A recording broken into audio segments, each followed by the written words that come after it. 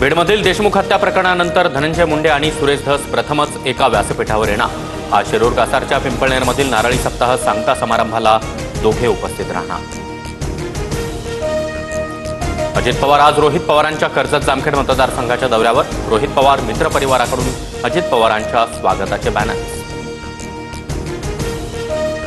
स्थानिक स्वराज्य संस्थांच्या निवडणुका लगेच व्हायला हव्या।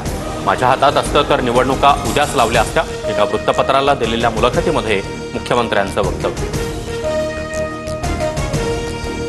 घाटकोपरमध्ये मांसाहार करतात म्हणून मराठी कुटुंबाला गुजराती कुटुंबाकडून अपमानकारक वागणूक, मनसेचा आरोप। मराठी माणसावर अन्याय झाल्यास कानाखाली बसणार, घाटकोपरमधील घटनेनंतर मनसेच्या संदीप देशपांडे यांचा इशारा। मालवणमधील शिवरायांचा पुतळा उभारणीचं काम पूर्णत्वाच्या जवळ। 1 मे रोजी पुतळ्याचं अनावरण करण्याचा सरकारचा प्रयत्न।